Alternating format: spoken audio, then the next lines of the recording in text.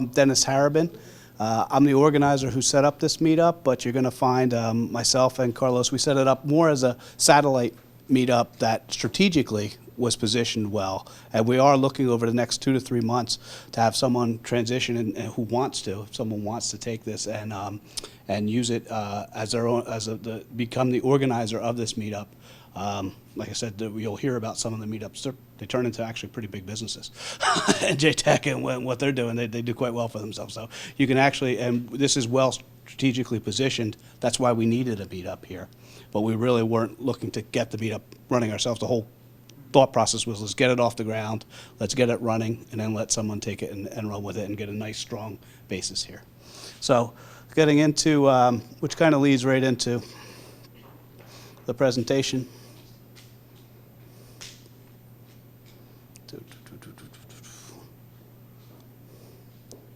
Okay, so the Cloud Corridor project. Basically, what we're working on for the Cloud Corridor project is it's an effort, a private effort, not to be confused with some of the government EDA incubators or things, to really tie together New Jersey and to make it a corridor from Philadelphia through New York, where it's more of a network basis where we have strong hubs.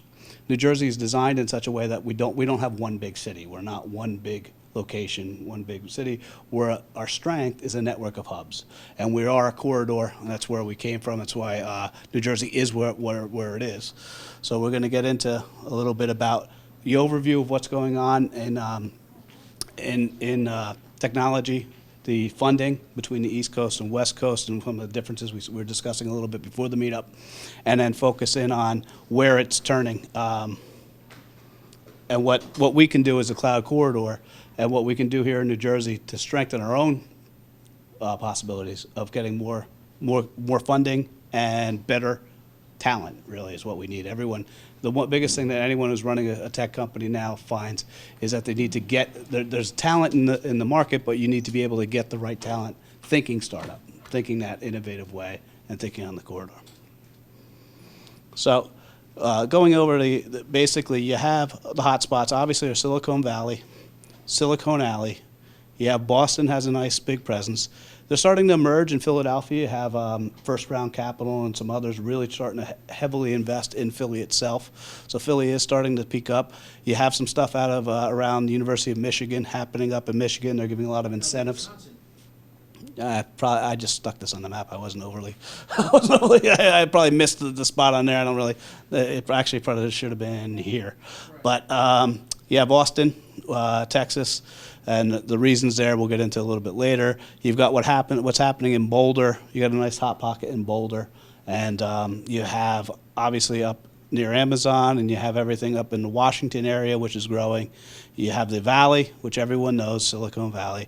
And LA is actually one of the fastest emerging tech markets right now. There's a lot going on in the LA market. So, but one of the things about Silicon Valley itself is that they've branded themselves. They've taken it, they have a conscious effort to become and to market themselves as the Valley and as a place to go. There is a whole East Coast, West Coast rivalry. There's a whole thing going on between the East Coast and West Coast. You're going to find when Bank Simple, which became Simple, moved from New York, funded New York ventures from New York, moved over to, went out to Seattle. It was not a lot of love lost there when they went over. Bank Simple. It's yes, an internet bank. Bank Simple. So there's the whole rivalry between the two for funding, and the ventures in New York are going to try to grab the pieces. They will work together on deals, but the first in is really what we're talking about. We're talking about who's the first in, because as a tech company, as a startup, that's really what you care about, is your first in. By the time the second and third rounds come along, it's kind of being managed, and you're going to be getting.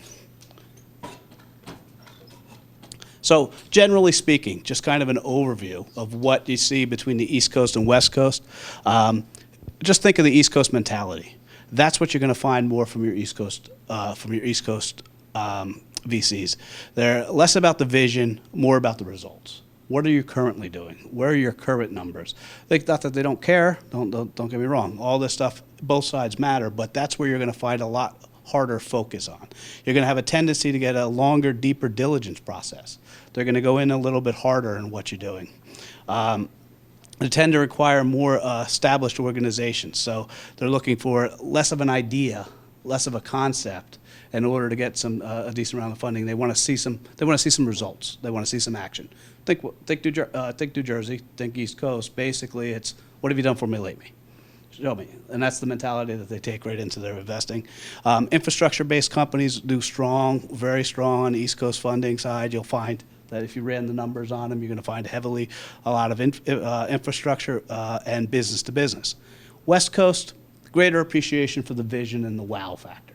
Looking more for the, the Facebook of those pieces. Obviously, he was an East Coast. Plenty of ventures right there in venture capital. Plenty of opportunity. Felt he had to be in the Valley. Moves over to Silicon Valley. There's a lot more of that wow factor and vision appreciation. Tendency to be quicker on their diligence process because there are more of them competing. They have a more sophisticated or more. I won't call it sophisticated, but a more established venture community over there, so that they will be competing on the deals, so they can happen a little bit faster on the West Coast than it will here.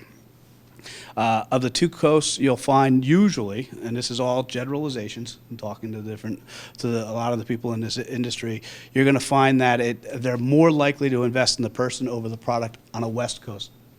West Coast VCs are going to be more likely to do that than your East Coast. Once again, they want to have the results. They want to have the product. They want to have the pieces.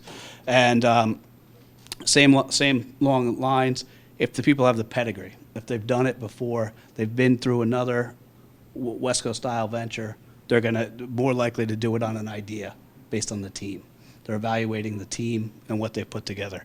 All of these, both sides, both coasts, are going to look at every one of these factors. We're just kind of, if you're looking at your particular idea, your particular piece, and you fit more in a West Coast style, get to the West Coast, is what we're saying. If you're have more of an East Coast style, this is where you're going to be. We are on the East Coast, and so this is the type of product, the type of companies that are looking to evolve and develop. So East Coast, West Coast, why does it matter? What's the pieces? It's a lot about, it's like dating. The whole process of getting the funding and going through this is going to be a lot like dating. You're going to find yourself, not that you wouldn't want to have a long-distance relationship with a supermodel if you could, but you're going to find that it's geographically desirable. Are you geographically desirable, geographically undesirable? It's not going to be the number one factor, but when they get to the end of the list and they say, well, these guys are here, I can see them, we can get to them, or is there someone I have to go over? Every VC that you talk to is going to come back and say, if it's the right deal, we're going to do it no matter where they are.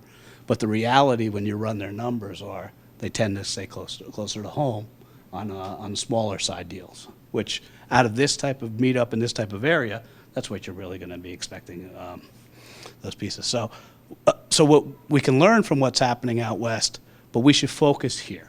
We should focus on New Jersey, what they're doing, and that's what the Cloud Corridor project is really kind of focusing on, is what are the areas that are going to make New Jersey strong, going to create jobs in New Jersey, make it a strong hub, make it a strong basis so we can have that innovation.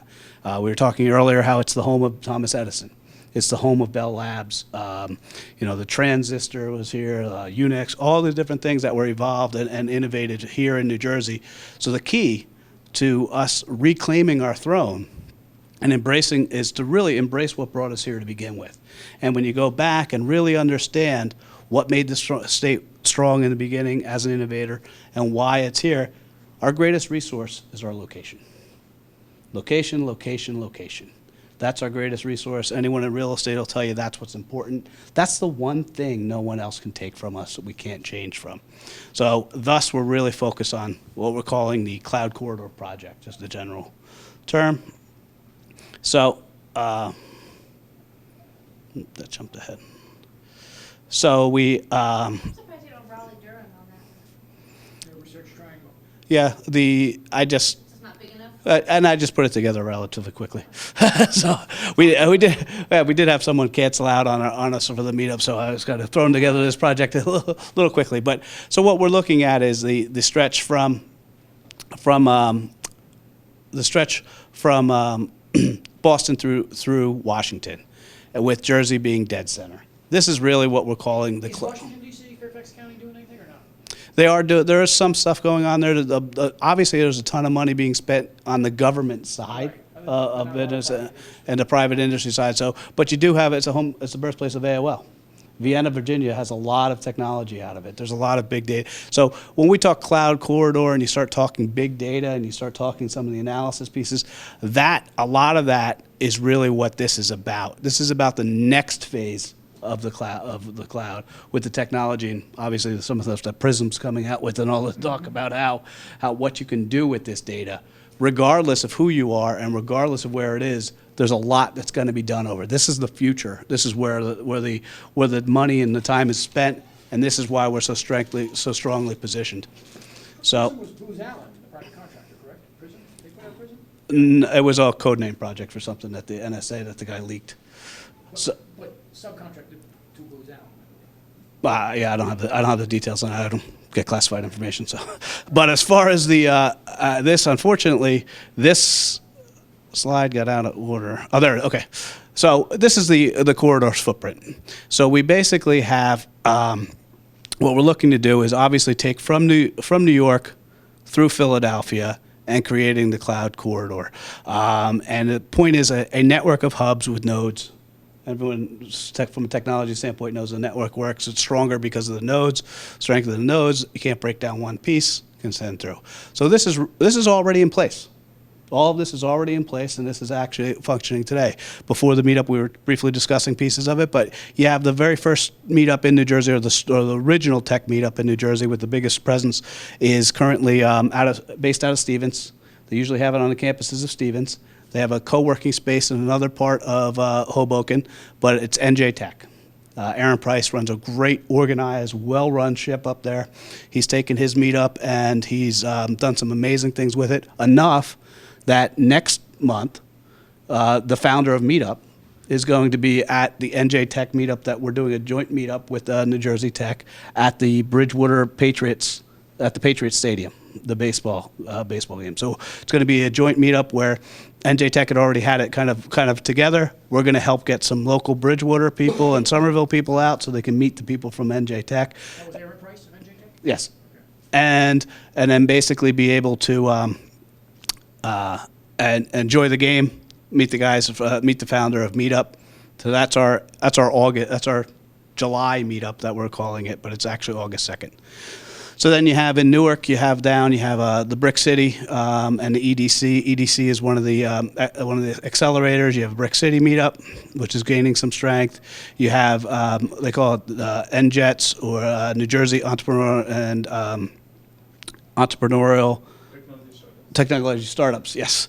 That's at the Juice Tank, headquartered at the Juice Tank with Mukesh. That's where our last meetup was, a joint meetup between, as you can see, we're leveraging the other meetups. We're really working on it strongly. Our last meetup was where we focused on, was with the Juice Tank, focusing on, we got the speaker on the intellectual property. They have down the shore, you have Jersey Shore CoWorks, one of the early startup meetup startups. They have their own co-working space. And then you have in Princeton, you have the Princeton meetup, which is the second largest in the state. Third largest would be NJETS. And then you have the Scarlet meetup, which is right on New Brunswick. You have a fast mover in Chatham and Madison. It's right on FDU. They've been able to, they're rising quickly, about 400 or 500 members. They just launched right before the summer, and and props to Dennis for shutting down for the summer. He basically knew that it was going to be difficult to get his speakers. But the Montclair has an entrepreneurial department that they just set up that he became the head of, and State College? yes, on Montclair State College, and they have a meetup right there, which is actually the same basic home of Tech Launch. Tech Launch is out of Montclair also. So between the two of them, you have the Montclair. So as you can see, there's an academic tie-in with each of these as well. Jersey Institute of Technology. There's CoWork, sure, I think is by themselves. I don't think they have anything, but you have the Scarlet meetup. You have Tiger Labs and IG are two innovators, accelerators in Princeton, and the Princeton meetup. And then you have us, who right now is a blip. We really haven't been able to get enough penetration, and that's part of what we're talking about here with the presentation, is to strategically, as you can see, here's the barrier, here's the border, here's what we're trying to do. This whole area bodes well, and there's a lot of people and technology that can happen in here, the whole 78 corridor. Lehigh Valley, there are VCs out there. There is a growth rate in the Lehigh Valley.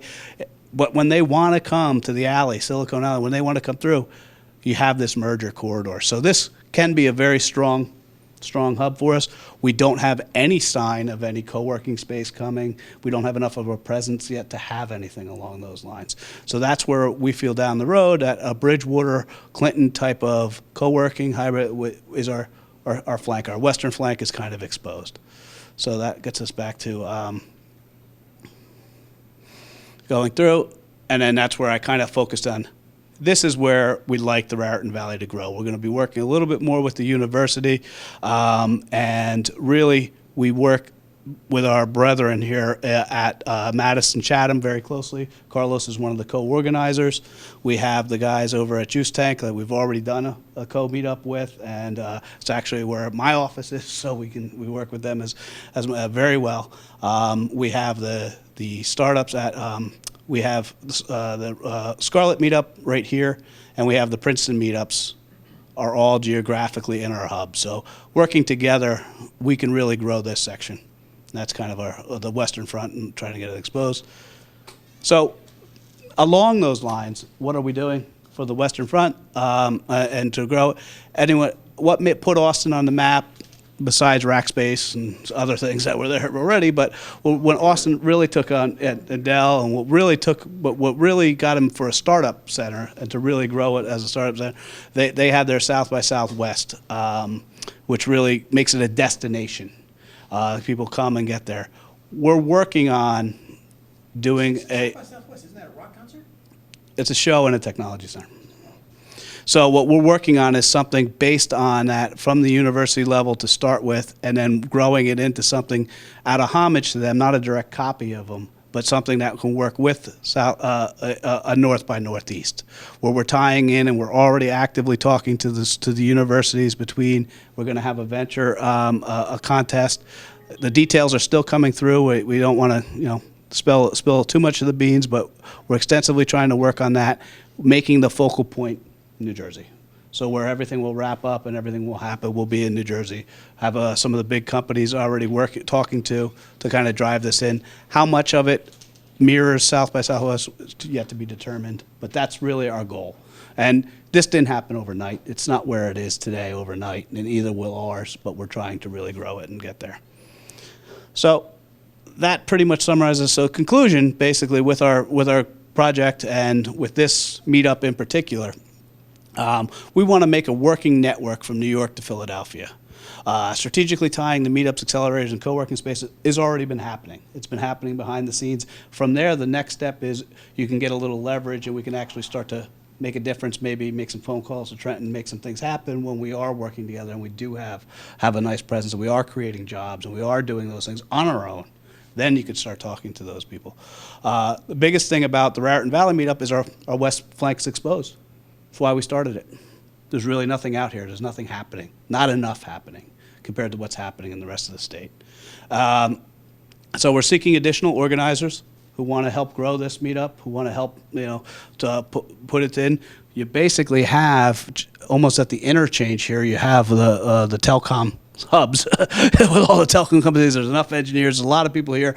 As soon as they know about it, this will take off. It's just a matter of getting it getting the word out, and someone who wants to put the time in to grow this. And anyone who's interested in the overall cloud corridor project, feel free to contact me after to kind of grow that. So that's a summary of where we are with the meetup.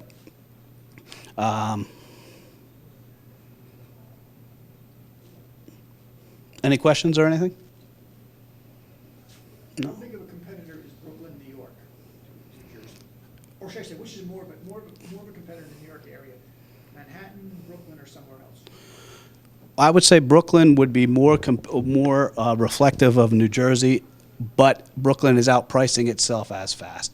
The other thing that went with location is where location, when I could have highlighted a little bit more on our location aspect, the location is not just where we are, but where we are relative to other places. So just like why all the Fortune 100 companies moved their headquarters out of New York, why the different companies moved in here, we're still going to be affordable. We have these cubicle farms that are never going to be refilled with large corporations. We have tons of them.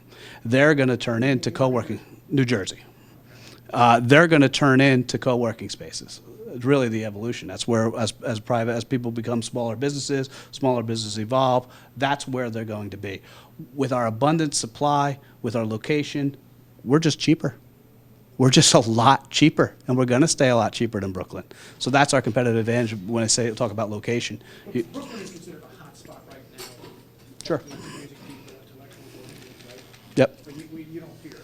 No, I don't feel. I mean, once again, what we're looking at from an infrastructure and from it's not about fighting with. They're part of the corridor. They're part of our East Coast. We are more. I'd rather see someone in Brooklyn than in Silicon Valley. I'd rather see them there than Silicon Valley because the synergies that we can leverage by having that East Coast presence. Even just jumping over the river to the meetups. I mean, Meetup came out of New York. Meetup came out of Silicon Valley, the company itself. So, I mean, there's a lot of stuff happening there. Being kind of new at this, I'm curious to know what's cross-section of people you see at the meetups. Are they people that have day jobs? Are they, Very much so. It's a diverse group. It runs from end to end. You probably see everyone has multiple things that they're working on, whether it's that they have a full-time job and a startup on the side, whether it's two startups that they're working on, whether it's very, very rarely and very few do you see one person just focused on and concentrating on one particular startup. And those are the ones that are exploding and evolving, and we're trying to get more of that. We're trying. That's where when our economy, startup economy, evolves and becomes more mature, you will see a lot more of that.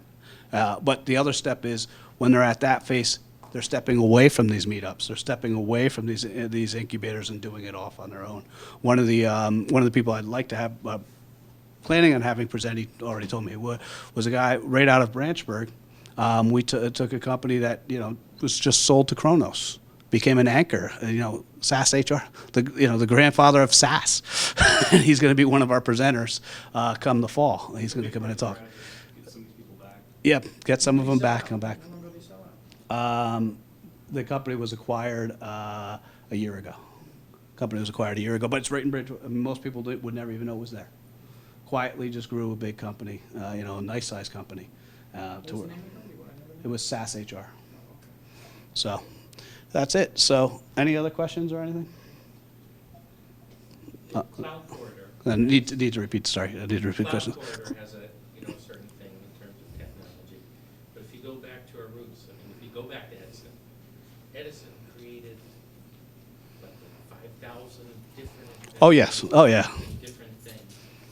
Would we maybe be better labeling ourselves innovation corridor instead of competing with? And we definitely, I mean, as far as that's just the project name for it. That's just what we're nicknaming it. Whatever, you gotta, with anything, you gotta put a little marketing flavor to it. You gotta put something that'll stick, that can roll off people's tongues. So the innovation corridor, the big thing that we have that I think too is the number of leveraging the people coming out of the pharmaceuticals and leveraging the fact that, is the headquarters of Verizon, was the headquarters of AT&T. There is so much of the original cloud infrastructure that's here, and the engineering and the amount of R&D that's done on the telecom side that's quietly done here in Bridgewater and other pieces. So, lots of people saw those iPhones running around with Verizon guys long before Verizon picked up the iPhone. So, I mean, a lot of that innovation is still happening here. So that's why, the cloud piece. But it's whatever sells. Personally, I'm not the one making the decision. We all are when we come together, to what we make. Yes, sir.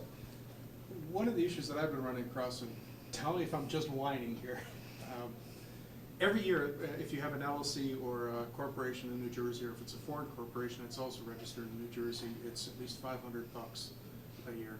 Correct. I find that very annoying when other states are much cheaper. Correct. The $500 buried tax, as I like to call it. It's just a buried tax that you have for the $500 on any partnership or any on any well, not sub S, but any sub S or any type of corporations. It's just a corporate tax. It's just another way. You're not going to make it go away. I mean, that's the problem. It's not going to There are go other away. states where there is no such thing until you start producing revenue.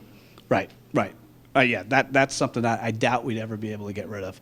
But there is, 1202 type of scenarios. There are tax loopholes that can be put in where you can become eligible to be avoids other types of taxes and other types of pieces, not just on a federal and on a state levels. But the tax issue, obviously Jersey's a heavily taxed state, so that's going to be one of the issues that we're going to face. But if we can organize the group and we can organize the pieces, we can get those. I mean, the loopholes get written.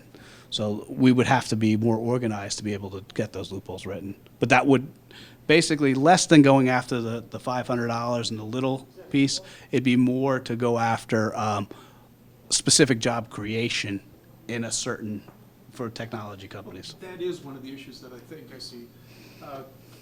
People like what is Einstein's Alley and JEDC and stuff, they're going after large companies. Correct.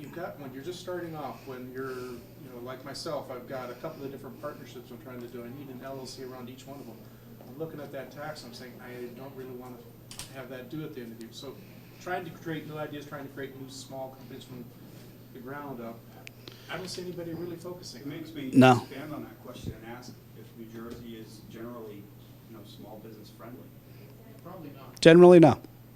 I mean, my opinion, generally no, but we're trying to improve that. I mean, that's some of the things that, once again, we have to do it. You have to do it as a group. We'd have to do it as a more structured organization. We'd have to have kind of a brand. You'd have to go into the lobbying practice. That's really not what we're looking to do as far as changing the tax codes or any of that kind of stuff. Just trying to make it a little more friendly to go through. And when they do have plans. They are spending money. Just making sure that when it does start to get spent, it's spent in it's in the right places. Yes, ma'am. With that said, I was able to connect with the Small Business Development Center at RDCC. Yep, right next door. You get free advice from lawyers and insurance people. You just set up an appointment. And that's it. And that's like the New Jersey's best kept secret. No one knows it's there. Yep. SBA, it's part of the SBA. It's right next door. That's one of the reasons why we're having the meetup here. And whoever's going to be picking up this meetup and really developing it, they have a very aggressive group over there that we can work with. That's actually why we changed the name to the Raritan Valley Meetup. So, The accountant's very good, and there's a business lawyer who will discuss your questions about, well, if I want to start multiple companies, how can Yeah. I do it under one umbrella and only pay that tax once? but I hear exactly what you're saying, and I know the pain that you're experiencing. No, the 1202 is, there's sections of the tax code, the 1202, that you can, that Alaska has pushed out on a state level that allowed for it. And I've been in touch with the guy's trying to recruit our company to Alaska. I mean, they're very aggressive with their 1202 and trying to push people. So there's a lot that can be done.